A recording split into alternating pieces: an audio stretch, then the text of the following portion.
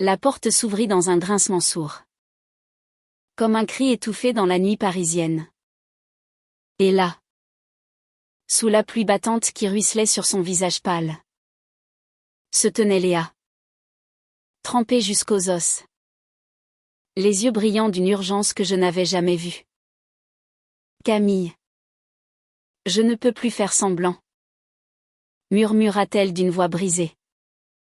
Sa main serrant un paquet froissé comme un dernier fil ténu entre nous. Et en cet instant, mon cœur se fissura, emportant avec lui les murs que j'avais si patiemment érigés autour de mon âme solitaire. 3 mots. Suspendus dans l'air humide de mon appartement du Marais.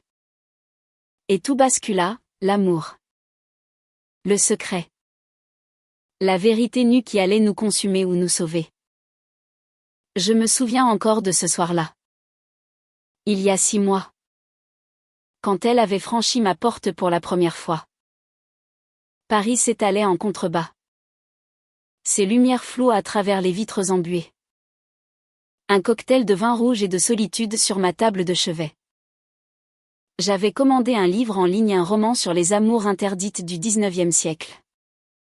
Ironie du sort parce que les nuits s'allongeaient et que les pages tournaient plus vite que les souvenirs de Marie. Mon ex. Qui m'avait quitté pour un homme plus stable. Comme elle disait. 35 ans. Une galeriste divorcée sans enfant. Et voilà que je me surprenais à guetter le bourdonnement de l'interphone comme une ado en manque d'aventure. Quand Léa sonna. Je m'attendais à un énième coursier anonyme. Pas à cette silhouette élancée. Casquée. Qui ôta son casque pour révéler un visage aux traits fins. Des cheveux noirs coupés courts qui encadraient des yeux noisettes. Vif et curieux. Comme si elle lisait déjà en moi. Bonsoir.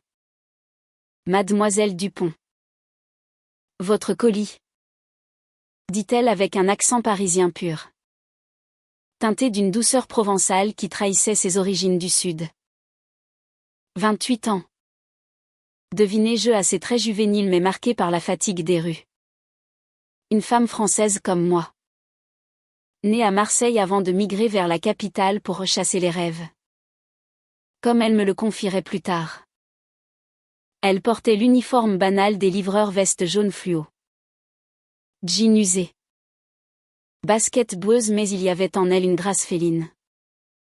Une façon de bouger qui faisait danser les ombres sur les murs de mon salon encombré de toiles inachevées. Je signai le reçu. Nos doigts s'effleurant un instant trop long. Et elle sourit un sourire timide. Presque apologétique. Qui illumina la pièce plus que les néons de la tour Eiffel au loin. Vous peignez. J'adore l'art. Lança-t-elle en jetant un œil à la toile sur mon chevalet. Une esquisse abstraite de 2 silhouettes enlacées dans la brume. Je rougis. Surprise par son audace. Et bafouillai une réponse sur mes expositions ratées au Louvre des petites galeries. Elle rit. Un son clair comme une fontaine de Montmartre. Et avant de partir. Glissa, si vous avez besoin d'inspiration. Je connais un café rue des Abbesses où les muses se cachent dans les croissants. La porte se referma. Mais son parfum, un mélange de pluie, de cuir et de lavande s'attarda. Comme une promesse volée au vent. Les jours suivants. Je commandai plus que nécessaire, un café en grains de chez un torréfacteur obscur. Un bouquet de fleurs séchées pour masquer l'odeur de solitude. Un disque de Barbara pour noyer mes silences. Et à chaque fois. C'était elle. Léa. Nos échanges s'allongeaient, un commentaire sur le trafic infernal de la Bastille. Une anecdote sur son chat errant qu'elle avait recueilli près de la gare de Lyon. Elle me raconta son enfance à Marseille. Les embruns salés et les disputes parentales qui l'avaient poussée à fuir à 20 ans. À pédaler à travers Paris pour 2 livres parce que les jobs artistiques. C'est comme l'amour, ça promet beaucoup. Mais ça peanuts. Moi. Je lui parlais de Marie. De notre maison à Montmartre vendue trop vite. De la galerie que je tenais à 2 pas de Notre-Dame. Où les touristes achetaient des rêves qu'ils brisaient en rentrant chez eux. Un soir de novembre. Sous un ciel plombé qui rappelait l'étoile de Monet. Elle arriva avec mon dernier colis, un recueil de poèmes de Verlaine.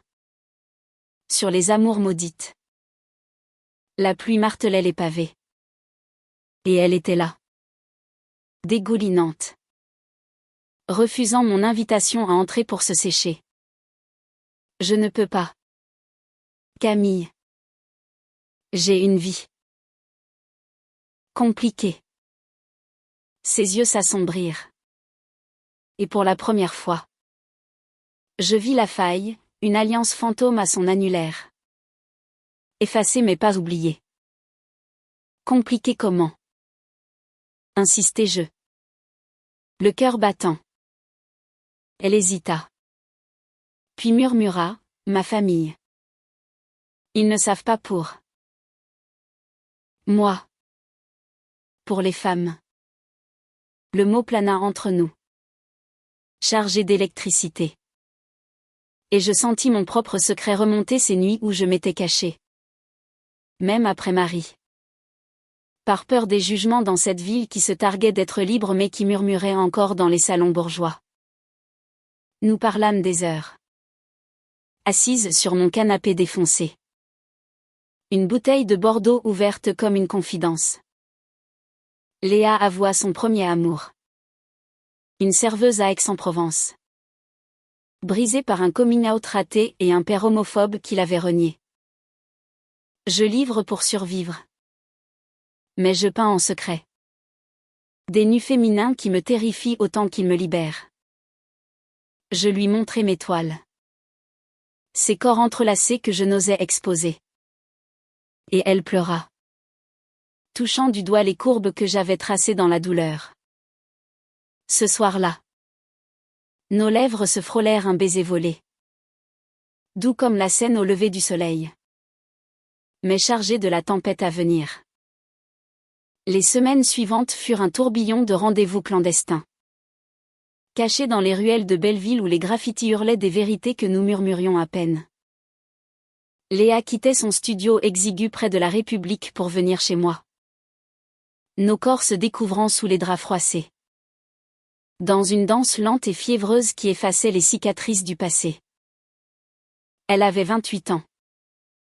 Une énergie brute de Méditerranée qui contrastait avec mes 35 années de prudence accumulée. Et ensemble.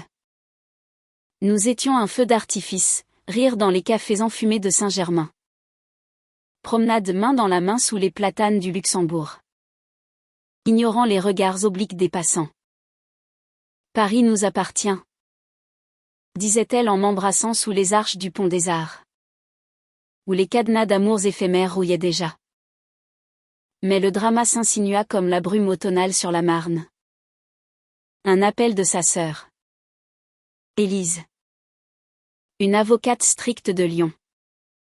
Qui flairait le changement dans la voix de Léa. Maman demande quand tu rentres pour Noël. Et cette amie dont tu parles tant. Léa raccrocha. Les traits tirés. Et se blottit contre moi. Tremblante. Elles savent. Camille. Pas tout. Mais assez pour me haïr. Je la serrai fort. Évoquant mes propres batailles, le coming out tardif à 30 ans. Après Marie. Face à une mère qui préférait feindre l'ignorance plutôt que d'affronter la honte familiale. En France. Pays des Lumières. L'homosexualité était légale depuis 1791. Mais les cœurs des provinces restaient obscurs. Et Marseille. Berceau de Léa. N'était pas Paris. Puis vint la nuit fatidique. Celle où tout bascula. Nous dînions dans une brasserie cachée du quartier latin. Bougie vacillante reflétant nos sourires complices. Quand son téléphone vibra. C'était son ex. Sophie. Une femme qu'elle avait aimée follement à l'école des beaux-arts. Revenue comme un fantôme après un divorce houleux. Léa. J'ai besoin de toi. Notre fille. Elle demande après sa maman numéro 2. Léa pâlit. Et je vis le gouffre s'ouvrir, une enfant de 5 ans. Fruit d'une insémination artificielle qu'elles avaient tentée ensemble. Avant que Sophie ne la trahisse avec un collègue. Tu n'as jamais dit que tu avais une fille. Balbutiai-je. Le cœur en vrac. Tandis que les accordéons du trottoir jouaient une valse mélancolique. Elle s'effondra en larmes. Confessant tout, la garde partagée qu'elle avait fui par peur. Les nuits à pédaler pour envoyer des chèques anonymes. Le poids d'une maternité refoulée qui la rongeait. Je t'aime. Camille. Mais je ne suis pas libre. Sophie me manipule. Et ma famille. Il me déshériterait si je revenais avec toi. La dispute éclata. Mots acérés comme des éclats de verre, j'accusai sa lâcheté. Elle ma jalousie étouffante. Nous nous séparâmes sous la lune voilée. Elle filant sur son vélo vers les lumières clignotantes de Pigalle. Moi errant seul vers la Seine. Où les ponts semblaient murmurer des adieux. Les jours suivants furent un enfer de silence radio. Je noyai ma galerie dans des vernissages forcés. Vendant des toiles qui saignaient notre histoire. Tandis que Léa reprenait ses tournées. Évitant mon quartier comme une plaie ouverte. Un matin de décembre. Enneigé pour la première fois depuis des lustres. Je la vis de loin, livrant des paquets rue de Rivoli.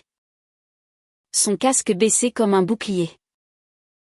Nos regards se croisèrent. Un éclair de douleur. Et elle détourna les yeux. Mais le destin. Ce farceur parisien. Intervint, une commande pour mon adresse. Un livre sur la résilience queer que j'avais passé incognito. Quand elle sonna. Je l'invitai à entrer. La voix rauque d'émotion contenue. Pourquoi es-tu revenu? Demandai-je. Nos corps à un souffle l'un de l'autre dans l'entrée étroite. Elle posa le paquet. Les mains tremblantes. Parce que c'est ma dernière tournée. J'ai démissionné. Sophie a gagné la garde exclusive. Et ma famille. Ils m'ont mise à la porte quand j'ai avoué tout. Les larmes coulaient. Et je la pris dans mes bras. Sentant son corps s'affaisser contre le mien. Vulnérable. Brisé. Et toi? Camille. Peux-tu m'aimer avec mes ruines? Murmura-t-elle. Et en cet instant. Sous le lustre qui diffusait une lumière dorée. Je sus que oui, nos ruines s'emboîtaient. Formant un palais de verre fragile mais vrai. Nous recommençâmes. Mais pas comme avant. Cette fois. C'était une danse prudente. Tissée de thérapie et de promesses chuchotées dans les parcs enneigés du bois de Boulogne. Léa s'installa chez moi. Transformant mon atelier en un chaos créatif, ses toiles à côté des miennes. Nues entrelacées qui racontaient notre saga. À 28 ans. Elle rayonnait d'une maturité nouvelle. Affrontant les appels de sa sœur avec une voix ferme, Élise. Je suis lesbienne. Mère. Et amoureuse. Accepte-le ou perds-moi. La réponse fut un silence glacial. Puis un voyage surprise à Paris. Où Élise débarqua un après-midi pluvieux. Valise à la main. Pour comprendre. La confrontation eut lieu dans mon salon. Avec vue sur les toits incés de Paris. Élise. 40 ans. Tailleur impeccable. Cheveux relevés en chignon sévère. Nous toisa comme des accusés. Maman pleure toutes les nuits. Léa. Tu nous as trahis avec ça. Le mot ça claqua comme un fouet. Et je sentis la bile monter. Mais Léa. Ma Léa au cœur de lionne. Se leva, ça. C'est mon amour. Et toi? Grande sœur. Tu as fui Marseille pour Lyon. Pour un mari qui te rend invisible. Qui a trahi qui? Les mots fusèrent. Années de rancœur débordant comme la Garonne en crue, les absences du père pêcheur. La mère bigote qui priait pour guérir sa fille. Les Noëls solitaires que Léa avait endurés en pédalant sous la pluie. Je m'interposai. Racontant mon propre exil intérieur, en France. Nous célébrons la Pride depuis 1977. Mais dans nos familles, c'est encore la chasse aux sorcières. J'ai perdu Marie parce que je n'osais pas hurler mon amour. Ne laissez pas l'histoire se répéter. Élise pleura. Non de colère, mais de regret. Et au bout d'heures, elle tendit la main, je ne comprends pas tout. Mais je t'aime. Petite sœur. Et toi? Camille. Prends soin d'elle. Ce fut un pas fragile. Mais réel. Vers une réconciliation qui fleurait bon l'olivier provençal. Pourtant, le drama ne s'apaisa pas. Sophie, l'ex-venimeuse, lança une offensive légale, réclamant non seulement la garde, mais aussi une pension que Léa ne pouvait payer avec ses maigres revenus d'artiste freelance. Les audiences au tribunal de Bobigny furent un calvaire, juges impassibles. Avocats aux arguments froids comme l'hiver normand. Madame Moreau. Votre instabilité professionnelle livreuse. Peintre occasionnel nuit à l'enfant. Tonna l'avocat de Sophie. Léa. En tailleur emprunté. Serra ma main sous la table. Ses yeux implorant les miens pour de la force. Je témoignai. La voix chevrotante, Léa est une mère aimante. Qui a fui par peur. Pas par indifférence. Notre amour la rend plus forte. Pas plus faible. La nuit avant le verdict. Nous fîmes l'amour avec une urgence désespérée. Nos corps fusionnant dans la lueur des bougies. Criant ce que les mots ne pouvaient, je suis à toi. Malgré tout. Le matin. Le juge trancha, garde alternée. Avec obligation pour Léa de stabiliser sa vie. Victoire amère. Mais victoire. Sophie jura vengeance dans le couloir. Ses yeux verts comme des lames, tu regretteras. La traîtresse. Mais Léa. Tenant mon bras. Répondit d'une voix d'acier, non. C'est toi qui regretteras d'avoir aimé si peu. Avec ce poids allégé. Nous osâmes plus, une exposition conjointe à la galerie. Amour brisé. Cœur reconstitué. Ou nos toiles les miennes abstraites. Les siennes figuratives dialoguaient sur les murs blancs. Le vernissage. Un soir de printemps sous les cerisiers en fleurs du jardin des Tuileries. Attira une foule cosmopolite, critique du Figaro. Activiste de SOS homophobie.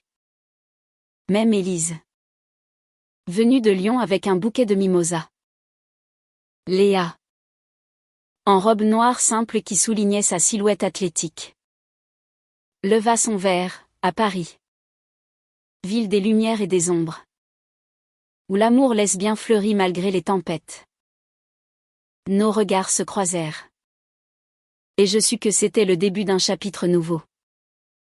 Mais le destin. Ce vieux renard.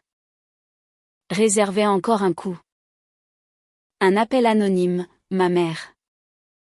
Veuve depuis peu. hospitalisé à Bordeaux pour une chute. Viens. Camille. Avant qu'il ne soit trop tard. Léa insista pour m'accompagner. Et nous partîmes en TGV. Filant à travers les vignes de la Loire comme un train fantôme. À l'hôpital. Sous les néons blafards. Ma mère. 70 ans de rides et de regrets. Nous vit entrer main dans la main. C'est elle.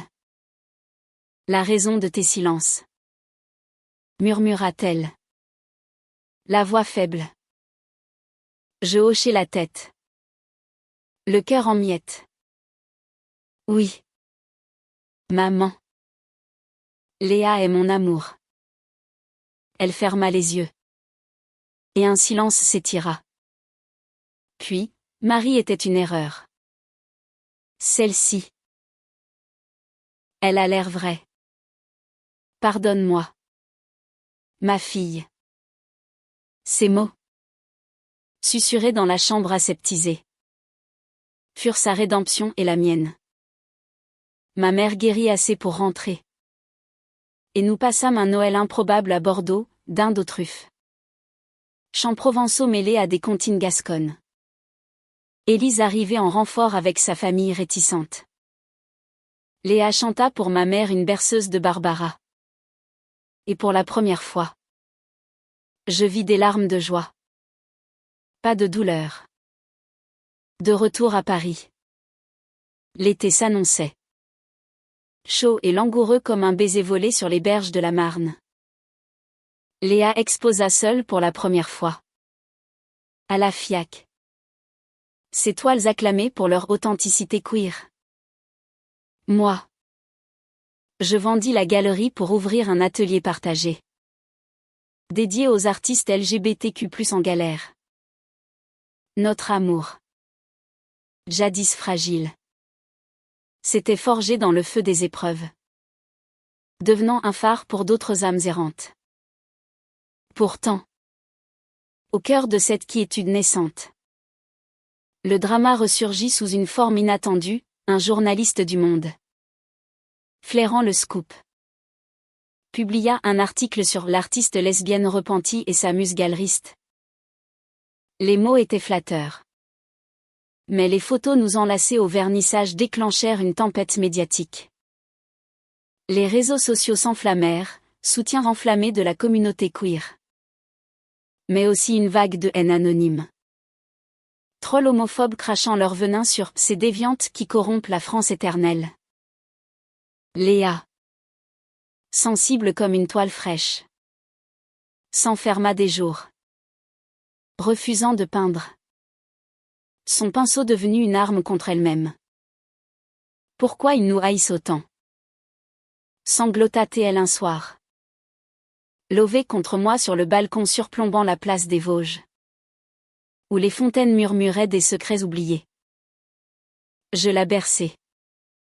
Évoquant l'histoire, depuis Balzac jusqu'à Colette. Nos amours ont été chassés. Mais jamais vaincus. C'est notre force. Léa a transformé la boue en or. Nous décidâmes de riposter, un podcast commun. Voix de l'ombre amoureuse. Où nous interviewions d'autres couples lesbiens parisiens, une prof de Sorbonne et sa compagne immigrée. Une digi de Pigalle et son amour paysanne. Les écoutes explosèrent. Et avec elles, une communauté solidaire qui nous enveloppa comme un manteau d'hiver doux. Sophie. Sentant le vent tourner. Tenta une dernière offensive, une visite surprise avec la petite. Mia. 5 ans aux boucles blondes et aux yeux de sa mère. Elles débarquèrent un après-midi doux. Alors que Paris étouffait sous une canicule saharienne. Mia. Timide. Serra un ours en peluche contre elle. Et Léa s'agenouilla. Le cœur battant, ma puce. Maman est là. Sophie. Les traits durcis par l'amertume. Observa, je viens pas pour la guerre. Léa. Mia demande après toi.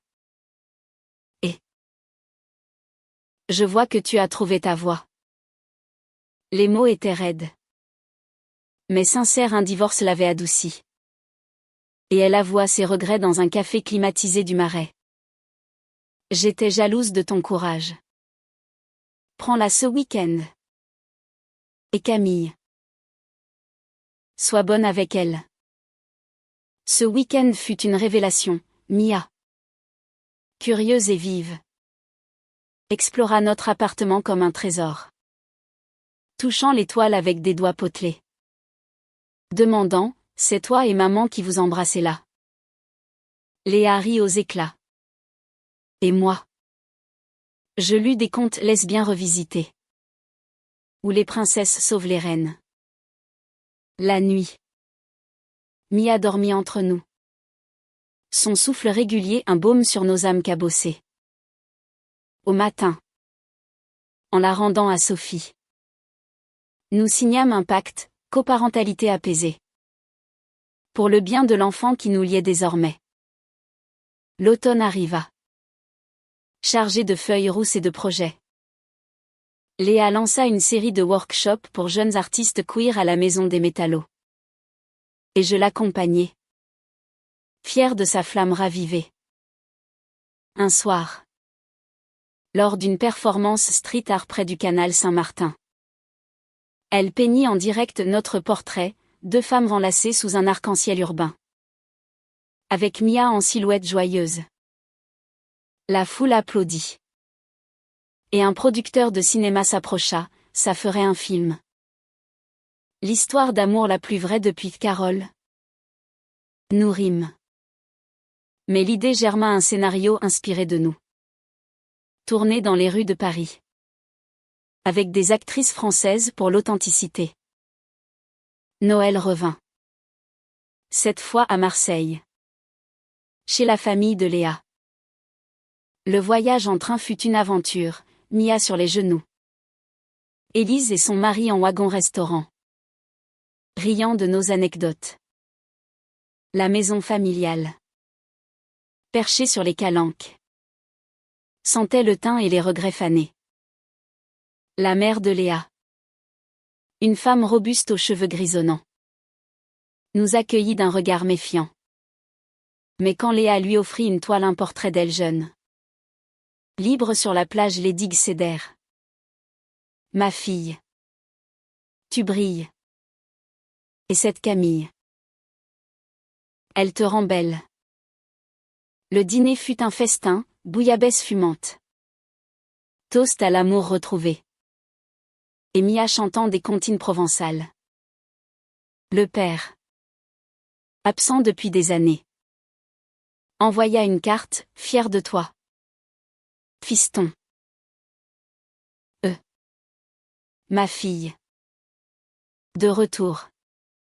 Le nouvel an nous trouva sur les toits de Montparnasse. Champagne en main. Toast levé vers les étoiles. À nous. À Paris. À l'amour qui triomphe. Trinquâmes-nous. Nos lèvres scellant le vœu. Mais la vie. Cette dramaturge impitoyable. Réservait un dernier acte, un diagnostic pour moi. Un nodule suspect au sein. Détecté lors d'un check-up banal. La peur nous frappa comme un orage d'été. Et Léa. Ma guerrière. Organisa tout, rendez-vous à l'Institut Curie. Nuit blanche à éplucher les forums. Et un rituel quotidien des massages doux. Des mots d'amour gravés sur des post-its collés au miroir. L'opération fut un succès. Le nodule bénin. Mais l'épreuve nous lia plus fort. Tu es ma survivante. Camille. Murmura Léa en me bordant. Ses yeux humides d'un espoir farouche. Et dans cette vulnérabilité partagée. Notre romance s'approfondit. Devenant un témoignage vivant de résilience. Le printemps 2026 éclosit avec une douceur inédite. Les jacinthes du Cheux de Mar exhalant des parfums de renouveau. Léa et moi. Fortifiés par l'hiver. Lançâmes notre projet cinéma, Livraison d'amour. Un court-métrage sur une livreuse lesbienne et sa galeriste. Tourné en décor réel mon ancien appartement. Les rues pavées de Belleville. Le pont Neuf au crépuscule. Mia joua un caméo. Distribuant des fleurs imaginaires. Et Élise même apparut en avocate bienveillante. Le festival de Clermont-Ferrand nous couronna, prix du jury pour l'authenticité émotionnelle. Et les critiques saluèrent un hymne queer à la France d'aujourd'hui. Dramatique et tendre. Mais le vrai drama se joua en coulisses, Sophie. Apprenant le succès. Tenta de saboter. Accusant Léa de monétiser leur passé pour diffamer.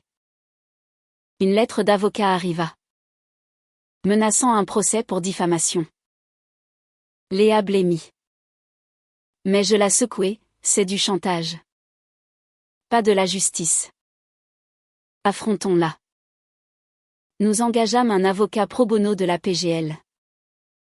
Et la confrontation eut lieu dans un café neutre du 11e arrondissement. Sous les yeux indifférents des hipsters. Sophie. Vieillie par les soucis. Craqua la première, je suis seule. Léa. Mia me le reproche. Ton bonheur. Ça me ronge. Les larmes coulèrent. Et au lieu d'un tribunal. Nous optâmes pour une médiation, thérapie familiale. Avec Mia au centre. Les sessions furent âpres, révélations sur les jalousies enfouies. Les amours toxiques de Sophie héritées d'un mariage parental homophobe. Léa pardonna. Non par faiblesse. Mais par force pour Mia. Et pour guérir nos fantômes. Sophie. Touchée. Proposa une coparentalité élargie, week-end partagé. Et même des dîners à 4. Où Camille devint Tata Camille. La petite. Intuitive. Nous liait toutes. Transformant la haine en une trêve fragile. Mais réelle. Cet été-là. Nous partîmes en vacances dans les Alpes. Louant un chalet près d'Annecy. Lac turquoise miroir de nos âmes apaisées. Mia apprit à nager. Riant aux éclaboussures. Tandis que Léa et moi randonnions main dans la main. Nos murmures se mêlant au chant des marmottes. Une nuit. Sous un ciel étoilé. Léa s'agenouilla, Camille Dupont. Veux-tu m'épouser? Pas pour la loi on l'a déjà mais pour l'âme. Les larmes jaillirent. Et mon oui fut un cri de joie. Amplifié par les montagnes. Le mariage. Civil et intime. Se déroula à la mairie du 4e. Entouré d'amis queer et de familles réconciliées. Élise fut témoin. Ma mère porta un bouquet de lavande. Et Mia lança des pétales de rose.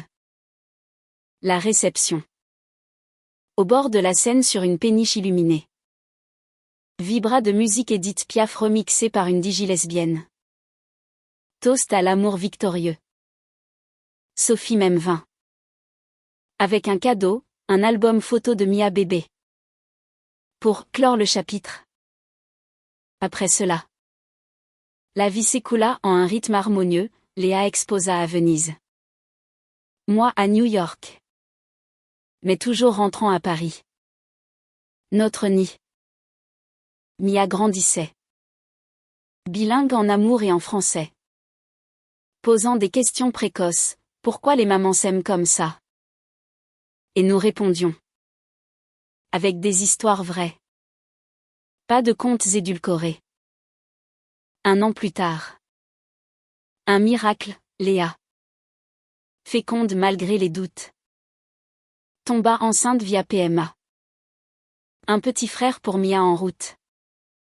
La nouvelle nous terrifia d'abord, souvenir de peur passée puis nous emplit de lumière. Échographie au doux son des cœurs battants. Nuit à rêver de prénoms provençaux.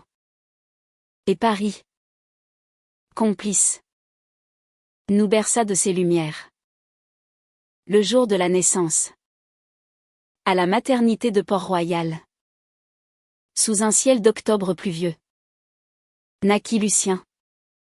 Aux yeux noisettes de sa mère. Léa. Épuisée mère radieuse. Me tendit le bébé, notre famille. Camille. Complète. Et en cet instant. Tenant ce petit être contre mon cœur. Je compris la valeur humaniste de notre Odyssée, l'amour lesbien.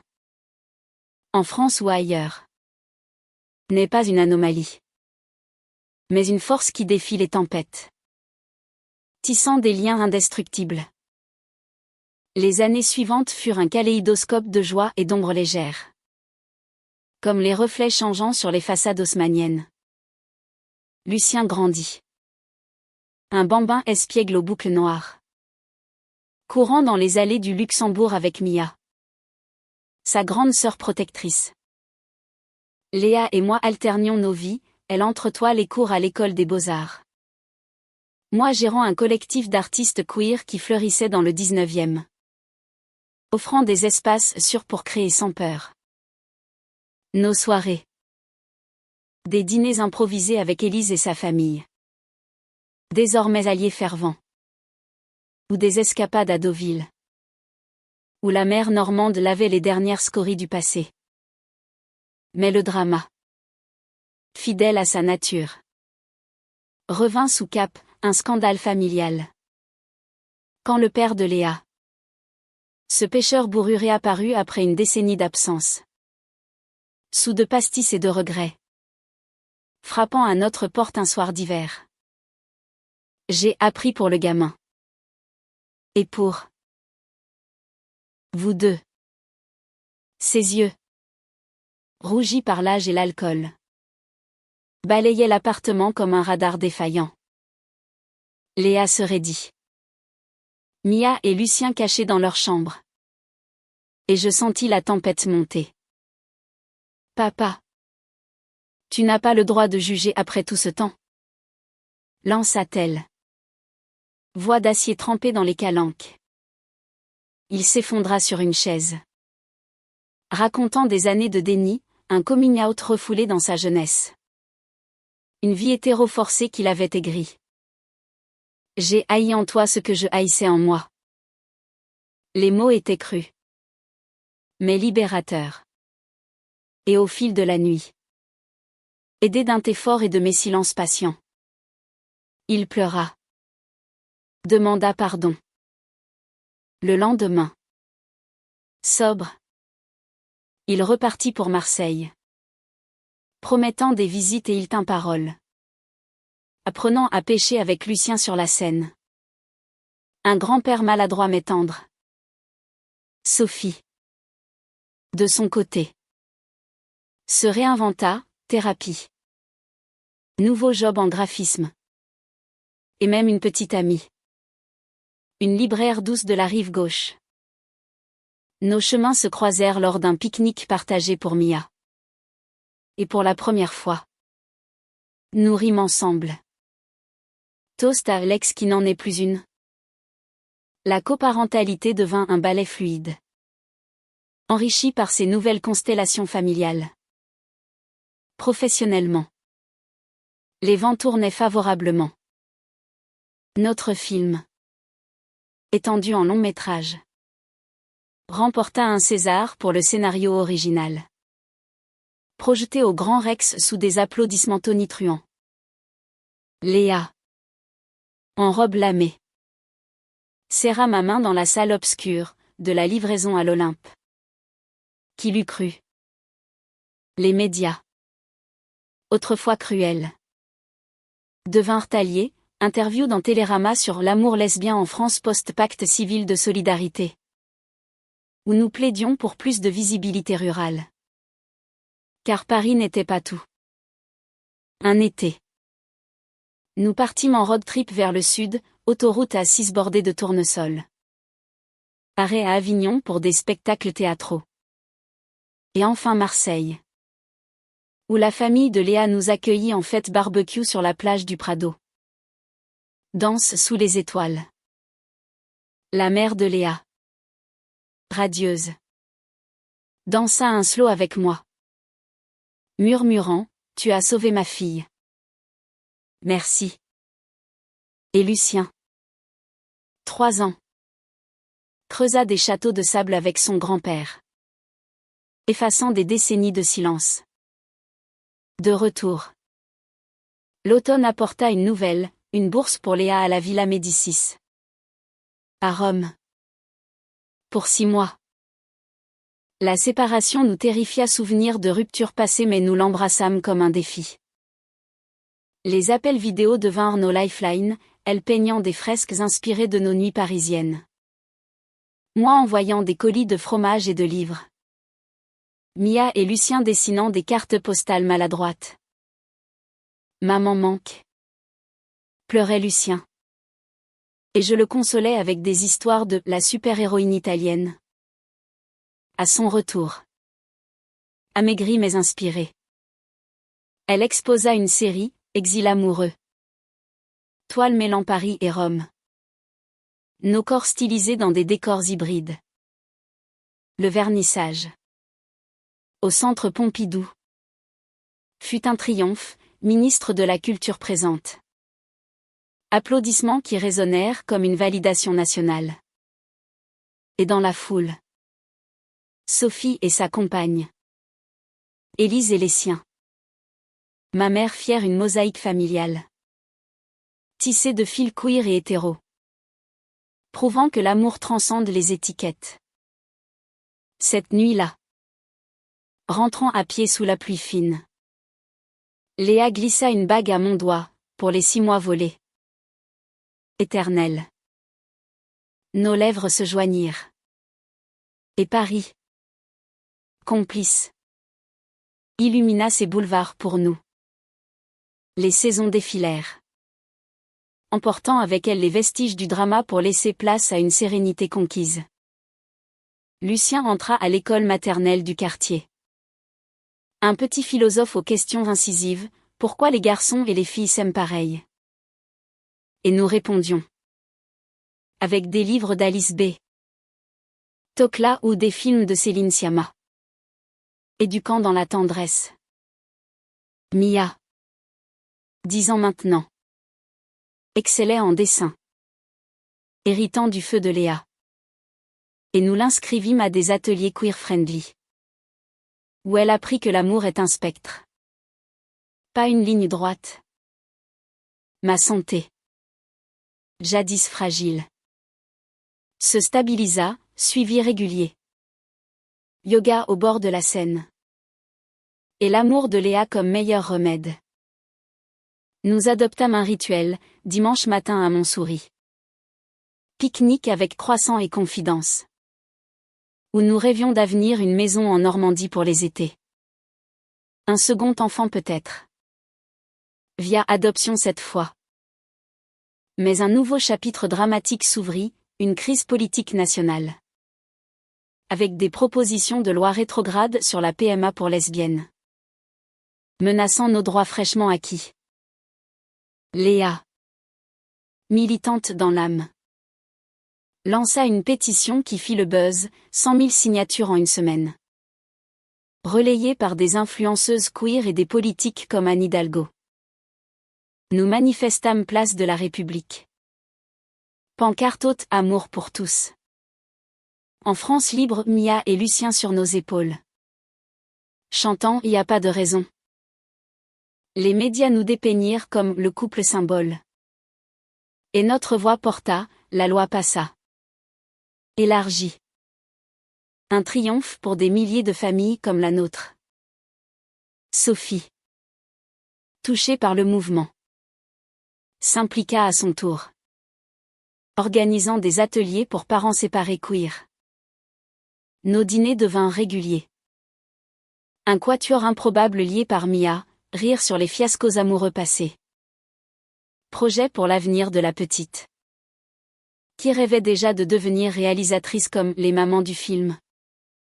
Léa, à 34 ans, remporta le prix Marcel Duchamp pour ses installations immersives sur l'identité lesbienne. Exposée au Palais de Tokyo. Moi. Je publiai un essai, De la toile à l'âme, Amours invisibles en France. Best-seller qui atterrit sur les tables des librairies de Flore. Nos carrières. Jadis précaires. S'épanouir. Financées par des bourses et des commandes. Nous permettant un appartement plus grand près du canal de l'Ourcq. Avec atelier et jardin suspendu. Un Noël. Élise nous surprit, enceinte de son 3e.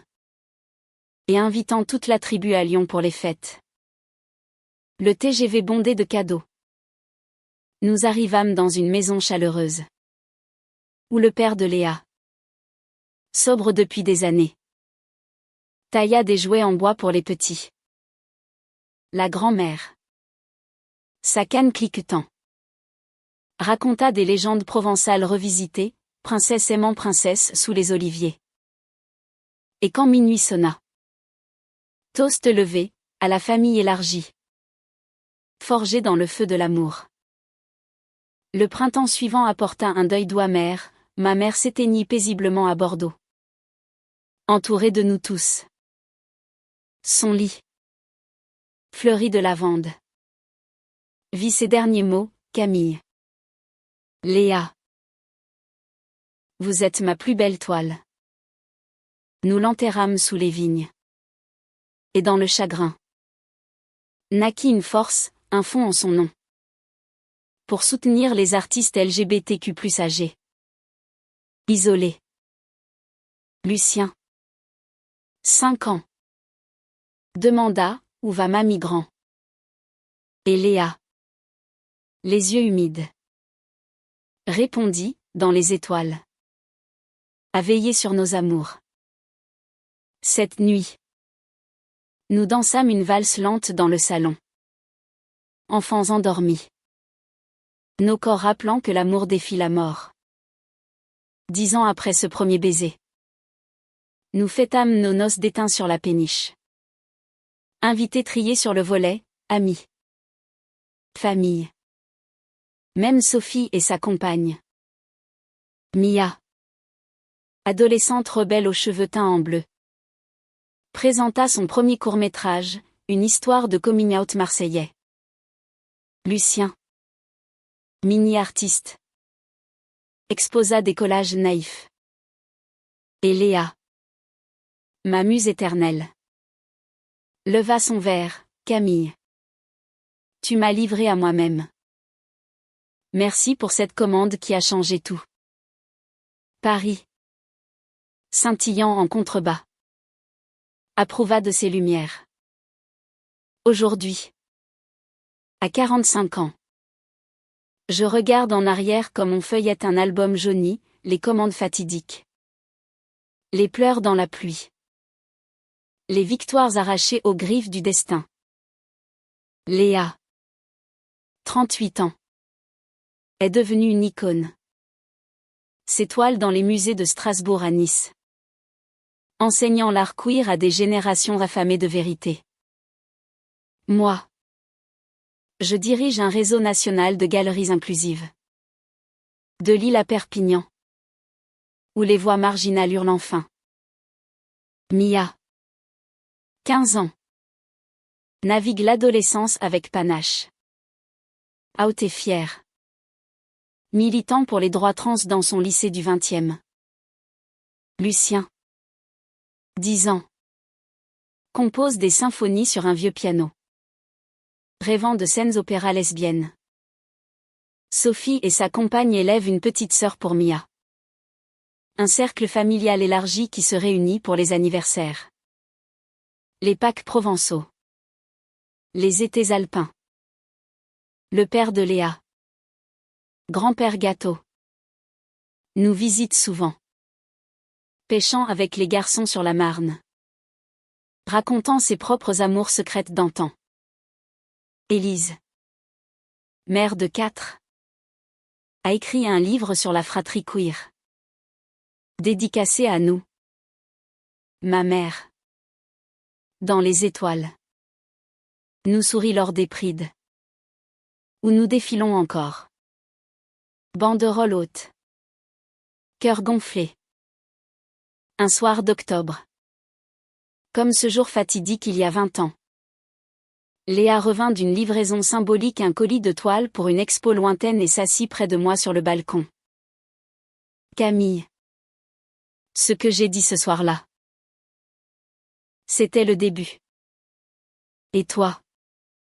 Tu m'as bouleversée pour toujours. Nos mains s'entrelacèrent.